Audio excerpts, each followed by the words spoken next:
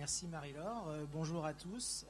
Et puis je remercie les organisateurs pour nous avoir sollicités pour parler un petit peu de ces éléments-là. Alors, vous verrez, il y a une partie introductive qui va reprendre quelques éléments qu'on a déjà vus ce matin. Je me suis permis d'illustrer mon propos aussi avec des résultats de Caliagro, donc je n'aurai pas à réexpliquer l'essai, donc comme ça c'est plutôt pas mal. Ça va me permettre de gagner du temps pour parler un peu des autres éléments.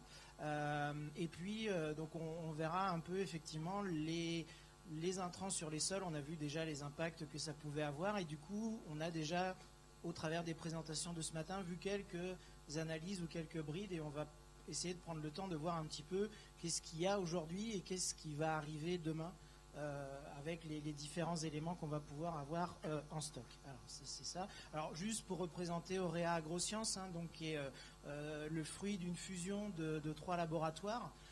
Donc tous les 3 filiales d'Arvaïs Institut du Végétal, donc laboratoire d'analyse agro-environnementale, donc analyse de sol certes, mais analyse de matières fertilisantes, boue, compost, support de culture, analyse d'eau également, avec, vous voyez, une grosse partie, à peu près moitié-moitié, agricole, environnement, et puis des volumes analytiques qui vont représenter, en fonction des matrices, à peu près 50% du volume d'analyse qu'il va y avoir au niveau national. Donc, on va dire qu'on voit passer pas mal d'échantillons, ce qui nous permet aussi d'avoir un panel et puis un recul sur un certain nombre de questions qu'on peut avoir au niveau analytique et puis fertilité au sens global. Je ne m'attarde pas tellement plus là-dessus. Donc, au niveau, qu'est-ce qu'on va appeler l'efficacité agronomique, on en a déjà parlé, sur les intrants dans les sols. Donc, on va rechercher d'abord, en premier lieu, la valorisation des intrants, donc qu'est-ce qu'ils vont nous apporter, donc un effet fertilisant, donc plutôt à amener des éléments aux plantes, donc utiles à leur nutrition et donc après aux objectifs de rendement.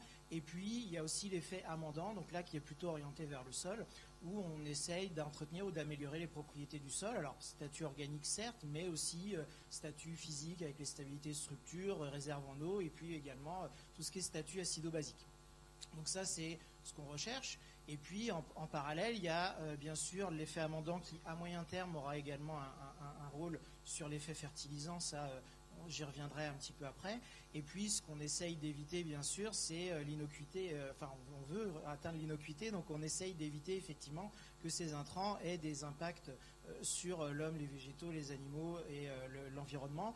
Donc du coup en démontrant leur absence de phytotoxicité, donc pour maintenir la fonction de production, l'absence de contamination de la chaîne alimentaire, c'est-à-dire le transfert vers les organes récoltés, l'absence de contamination de l'environnement, des eaux et de l'air, et puis l'absence d'impact sur les organismes du sol, soit en termes d'abondance, activité et diversité, justement pour essayer de maintenir le milieu dans lequel il est. Donc ça, c'est en gros les intrants sur les sols, voilà les 3 grandes catégories d'éléments qui nous intéressent. Et donc, on dispose aujourd'hui d'indicateurs assez bien documentés pour évaluer l'effet de ces intrants, mais déjà en caractérisant les intrants eux-mêmes. Donc on en a déjà parlé un petit peu ce matin. Donc je vais passer assez rapidement sur certaines diapositives. Donc il y a avant tout l'effet fertilisant, c'est ça qui est intéressant en premier lieu, et c'est là-dessus où on dispose le plus d'analyse. Donc une des premières caractérisations, c'est on mesure les teneurs en éléments nutritifs avec des méthodes normalisées. On va mesurer les teneurs en NPK, les formes totales principalement, organiques, minérales pour l'azote, pour les autres c'est un petit peu plus compliqué. On peut mesurer aussi les formes solubles, et donc ça nous donne une idée de la quantité d'éléments que l'intrant va apporter.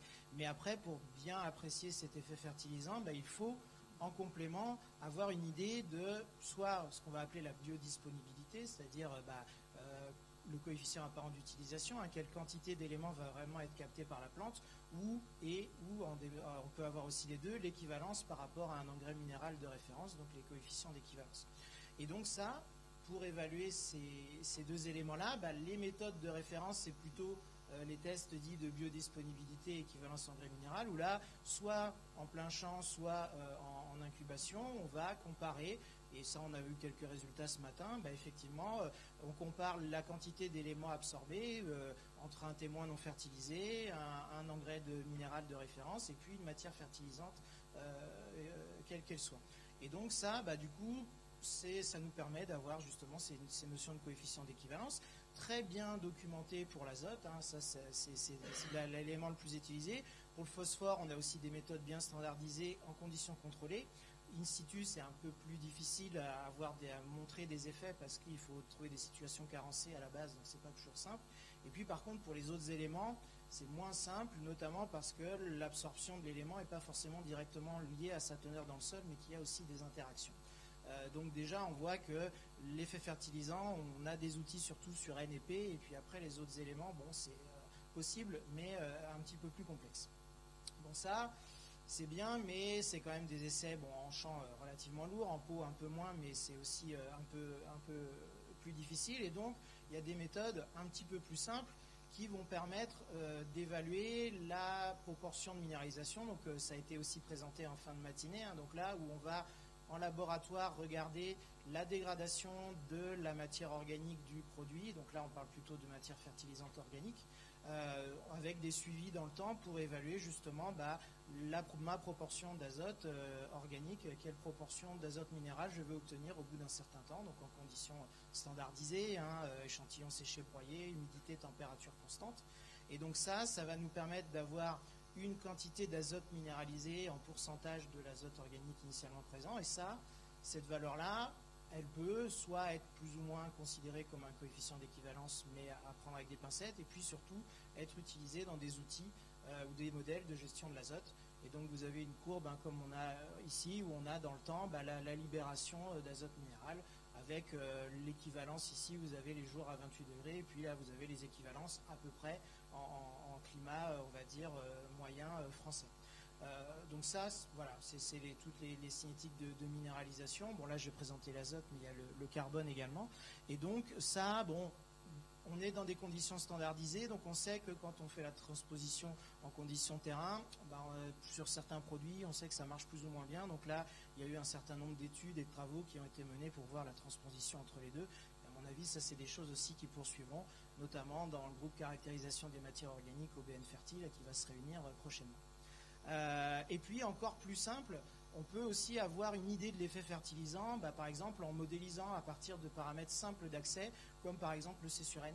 Il y a des modèles qui existent qui disent en fonction du C sur N, on a des idées sur la vitesse et puis l'intensité des minéralisations. Donc là, on mesure carbone-azote et on a une première estimation des modèles de dégradation. Alors ça marche bien puisque c'est des modèles issus des résidus végétaux, donc ça marche bien pour les matières organiques brutes, simple, mais dès qu'on va les mélanger ou on va les composter, le C sur N, il ne veut plus forcément dire grand-chose. Mais on a quand même aussi cet indicateur qui peut déjà être un premier élément. Donc on voit sur les effets fertilisants, pour caractériser les intrants, il y a quand même une batterie d'analyse du plus simple au plus compliqué qui est déjà conséquente. Et puis sur l'effet amendant, ça a été évoqué ce matin aussi, je ne vais pas trop détailler, hein, on va parler d'indice de stabilité de la matière organique, où on va faire un fractionnement biochimique pour évaluer les proportions de fractions équivalentes cellulose, lignine, hémicellulose, plus un carbone minéralisé à 3 jours. Et puis ça nous permet d'évaluer une proportion de matière organique résistante à la dégradation qui après est valorisée pour raisonner un calcul de bilan humique et donc après savoir effectivement dans ma situation agronomique quelle quantité de matière organique stable ou de carbone stable va m'apporter ce produit et est-ce que ça va être suffisant ou pas pour compenser mes pertes annuelles liées à l'activité biologique du sol. Donc on a ça, l'effet amendement organique. On a aussi des études ou des essais pour évaluer l'effet amendant basique avec donc les effets alcalinisants en incubation, où là aussi on est en incubation, on incorpore le produit dans de la terre et on regarde l'effet qu'il peut avoir sur le pH en comparaison avec un amendement basique de référence pour voir si est-ce qu'il y a une augmentation, une diminution. Donc là aussi on a des outils qui permettent d'évaluer ces éléments-là en incubation, sachant que sur le terrain aussi on peut le voir. Donc ça, voilà, sur l'aspect fertilité, l'effet amendant, on a des indicateurs. L'effet innocuité, je ne vais pas trop m'étendre dessus, mais il y a un certain nombre d'analyses normalisées qui permettent d'évaluer les teneurs en éléments traces métalliques, les teneurs en HAP-PCB, on en parlait juste avant la pause, les teneurs en matériaux inertes, c'est-à-dire film, plastique, et puis tout ce qui est bactériologie, qui sont les menus classiques qui sont demandés dans les normes et puis dans les arrêtés d'épandage, pour certains. Donc voilà, on a sans doute imperfectible, puisqu'on ne tient pas encore compte des RSDE ou autre chose, mais il y a quand même un certain nombre d'indicateurs qui existent là-dessus. Quand on va s'intéresser maintenant à l'effet que vont avoir ces intrants sur les sols, là aussi, aujourd'hui, on a une batterie d'analyse existante, qui ont été mobilisés notamment dans le cadre de l'essai Caliagro. Donc je ne vous représente pas le graphique que vous avez vu en début de matinée, mais ça vous permet, on mesure la teneur en carbone organique du sol, et en mesurant en plus la densité apparente, ce qui n'est pas toujours si simple que ça, on arrive à calculer des stocks, et on peut voir aussi des évaluations de stocks qui vont plus ou moins vite en fonction des intrants. Je pondère ça juste pour rappeler que tout indicateur, quel qu'il soit au niveau du laboratoire, il est assorti d'une certaine incertitude de mesure. C'est-à-dire que quand on refait 2 ou 3 fois la même mesure sur l'échantillon, on ne tombe pas pile sur la même valeur, il y a toujours une petite variation. Et quand on s'amuse à refaire les calculs, pour le stock de carbone, je parle bien du stock, on est à peu près une incertitude au niveau de plus ou moins 4, 5 tonnes de carbone par hectare liées à l'incertitude analytique, qui est généralement de l'ordre de plus ou moins 10%, ce qui veut dire que pour voir significativement avec les méthodes accessibles au laboratoire de routine, pour voir des impacts sur les teneurs en carbone dans les sols, il faut attendre 5 ans, voire 10 ans, sachant que là, on était dans cet essai-là sur des doses assez fortes, sur des doses agronomiques plus classiques. Des fois, c'est 15-20 ans avant que, analytiquement, on puisse avoir des écarts significatifs qui se mettent en place. Donc ce sont des outils pertinents, mais qui nécessitent parfois d'avoir justement des suivis longue durée pour pouvoir voir l'impact des matières. Et donc sur du diagnostic au quotidien, on se retrouve des fois un peu démunis pour voir vraiment l'impact que peuvent avoir les organiques sur les stocks, ou tout du moins dans la durée et dans l'intensité de l'évolution. Les intrants vont aussi avoir, là je vous ai repris un autre exemple d'expérimentation de la Sérail sur des cultures spécialisées. Là on est plutôt en maraîchage, où on voit qu'en comparé à un sol donc plutôt sableux, on a une assez forte augmentation de la réserve utile en eau en apportant soit du fumier, soit du compost de tourteau. Là aussi assez classiquement, on sait que là c'est lié à l'augmentation de la teneur en matière organique dans les sols qui augmente la réserve utile. Donc là on peut quantifier directement la réserve utile du sol. Ça, c'est des outils qu'on a à disposition. Et puis, je reviens sur Caliagro pour 2 résultats aussi qu'on vous a déjà présentés. Donc, capacité d'échange cationique et puis effet pH. Là aussi, on est capable de faire des suivis avec, là également, des ordres de grandeur sur l'incertitude de mesure où on voit que, il faut attendre un certain temps avant que significativement, au niveau de l'analyse, on puisse dire qu'il y ait des différences sur le pH. Ça évolue un petit peu plus vite. Donc tout ça pour dire qu'aujourd'hui, on a des indicateurs qui nous permettent de caractériser la composante, l'effet des intrants sur la composante physique du sol. On sait mesurer la CEC, on sait mesurer donc la réserve en eau.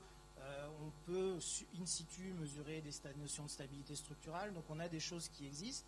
On a aussi une batterie d'indicateurs assez conséquente sur la partie chimique, avec le pH, statut acido-basique, le statut minéral, donc les teneurs en éléments. C'était les diapos que vous avez vus ce matin aussi sur les teneurs en phosphore, en potassium ou autre. Donc là, on est très bien, on va dire, on est correctement outillé sur le potentiel nutritif, même si on peut toujours mieux faire. Par contre, on voit que sur le statut organique, hormis carbone, azote, après, on est un petit peu plus démuni, où là, effectivement, on a des éléments sur carbone, azote, potentiel de minéralisation, mais tout ce qui va être abondance, diversité des organismes, aujourd'hui, pour les laboratoires de routine, on n'a pas ces éléments-là. Et on voit bien que la composante biologique, il faut aussi en tenir compte si on veut effectivement avoir une bonne idée de la notion de santé du sol. C'est un terme qui est de plus en plus utilisé pour comparer à la qualité du sol, qui est le potentiel permis par les conditions physico-chimiques, et puis la santé du sol, c'est le niveau d'atteinte de ce potentiel. Et donc c'est là-dessus où potentiellement on peut jouer. Donc c'est là-dessus en gros où aujourd'hui il y a le plus gros manque, ou tout du moins en termes même si les méthodes existent, les indicateurs sont là, mais est-ce qu'ils sont vraiment accessibles au laboratoire de routine? C'est là-dessus où effectivement il y a le travail le plus important à mener aujourd'hui. Et ça va se faire conjointement, ou ça s'inscrit dans un contexte où effectivement les attentes vis-à-vis de l'évaluation des impacts des intrants changent. à savoir qu'aujourd'hui, les indicateurs qu'on a à disposition et qui ont été mobilisés, c'est surtout pour s'intéresser à la production végétale, donc le service plutôt fourniture des éléments minéraux, c'est ce qu'on a vu, effet fertilisant. Là, on sait bien faire, donc c'est-à-dire que quand on s'intéresse à l'ensemble des pratiques culturales, alors mes exemples sont très centrés plutôt agriculture, grande culture que culture urbaine, mais on peut projeter ça de la même manière. On se focalise surtout sur ces deux éléments-là, la fertilisation et les amendements, et effectivement les autres aspects des pratiques culturales on va dire que sont connus, mais c'est pas forcément là où les outils permettent de valoriser ou de donner un conseil. Et donc ça, on sait qu'aujourd'hui, c'est plus suffisant puisque maintenant, effectivement, il y a l'agroécologie qui arrive, où là, on veut concevoir des systèmes de production qui s'appuient sur des fonctionnalités offertes par les écosystèmes. Donc là, services et fonctions rendues par les écosystèmes. Et donc, l'agroécologie, c'est bien, certes, il faut optimiser les flux de nutriments donc pour maintenir les productions, mais préservation des ressources, donc toute la notion de biodiversité et effectivement d'externalité environnementale, la diversité génétique, les services écologiques, là aussi la partie alimentaire locale, donc tout ce qui est circulaire extrêmement important, et puis donc minimiser le recours aux ressources dites sensibles, et puis voilà pour cette fameuse résilience du système, c'est-à-dire sa capacité à revenir à un état initial après une perturbation, donc pour être capable donc justement d'avoir des systèmes qui résistent mieux aux différentes évolutions ou pressions qu'ils pourraient subir. Donc ce concept-là ou ce contexte-là fait qu'effectivement la partie fertilisation qui nous intéressait initialement, qui était de dire je m'intéresse à ma matière organique pour mes services, fournitures en éléments minéraux, c'est bien, mais maintenant il faut voir un peu plus large.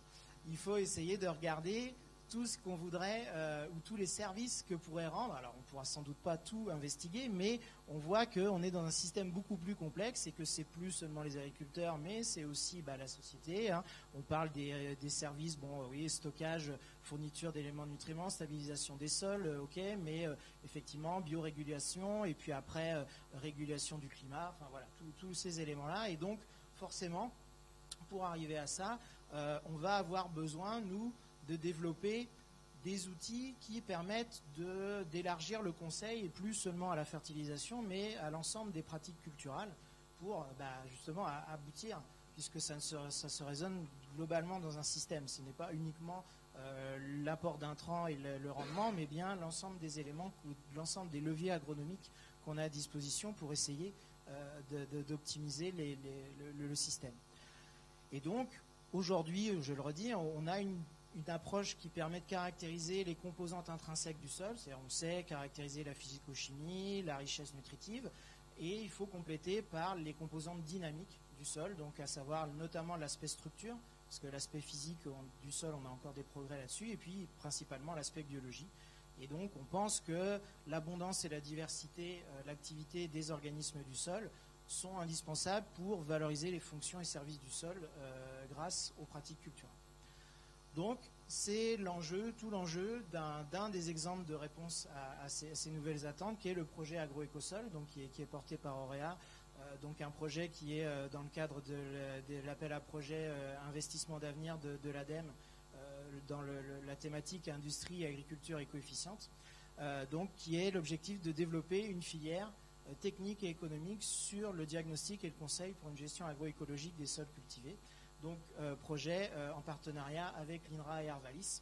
Donc un projet qui va s'étaler sur un peu plus de 4 ans, donc porté par Auréa avec 2 partenaires et puis un certain nombre de sociétés prestataires qui nous aident, donc soit les coopératives et AgroSolutions sur la partie besoin du terrain et puis test, des laboratoires soit qui nous aident en développement ou qui vont faire de la prestation, et puis la recherche qui va nous aider à développer des nouveaux indicateurs ou à faire du transfert de technologie. Voilà, un programme assez ambitieux, donc accompagné par l'ADEME. Et donc ce projet a pour ambition donc de proposer donc des outils. Et donc les outils, il y a 2 facettes. C'est-à-dire qu'à la fois, il faut qu'on ait des analyses qui soient accessibles, c'est-à-dire il faut que ce soit simple d'accès, c'est-à-dire qu'on puisse les mesurer assez facilement et du coup avec un coût, on va dire, modéré. Aujourd'hui, les indicateurs tels qu'on les a, pour les rendre acceptables, il faut qu'on divise les coûts d'un facteur 3 à 4, à peu près. Donc il y a quand même un gros enjeu en termes d'industrialisation, donc c'est-à-dire être capable de produire en grand nombre et à des coûts, on va dire, acceptables par rapport aux analyses de terre classiques, et pour faciliter l'accès au conseil. Et la deuxième volet de cette pièce, c'est que si on a un bel indicateur mais qu'on est incapable de lui faire dire quelque chose, ça ne sert à rien. Donc il faut aussi qu'on soit capable de fournir un conseil opérationnel à partir de ces indicateurs-là. Donc il faut des référentiels d'interprétation, et surtout, comme on rentre dans une notion, on veut aller vers des services et des fonctions, il faut définir des niveaux souhaitables de ces fonctions. C'est-à-dire, qu'est-ce que je veux favoriser et comment ? Est-ce que le plus, c'est forcément le mieux ? Voilà, il faut se poser la question pour chacun des services. Et donc ça, c'est des réflexions qui sont aussi communs avec d'autres projets, mais qui sont loin d'être si simples que ça. Et donc, une fois qu'on arrivera à ça, du coup, on aura certes des analyses, mais toute une partie formation, parce qu'on est sûr qu'il faut accompagner les outils sur le terrain. 20 minutes. 20 minutes, très bien, merci. Parce que c'est très technique, hein. On sait déjà pour l'analyse de terre classique, il y a besoin d'accompagnement, donc là il y en aura encore besoin de plus.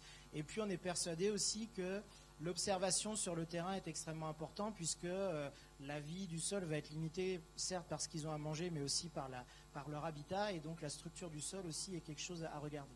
Et puis voilà, après diagnostic, restitution, ça c'est des choses un peu plus classiques. Donc sur quoi on travaille dans le cadre du projet ?